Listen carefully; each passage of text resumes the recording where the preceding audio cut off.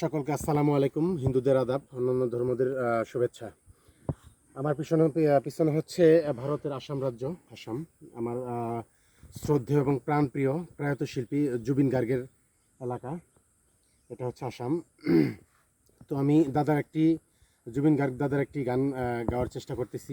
মনে পড়ে গেল, আবেগ কাজ করে আসলেই। মাঝিরে মাঝিরে সুজন মাঝিরে,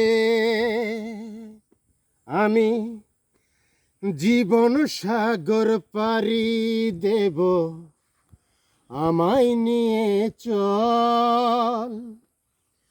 পাল তুলে ওই পুজোর পারে, আমায় নিয়ে চল মাঝি, আমায় নিয়ে চল মাঝিরে সুজন মাঝিরে, আমি জীবন সাগর পাড়ি দেব, আমায় নিয়ে চল, আমায় নিয়ে চল।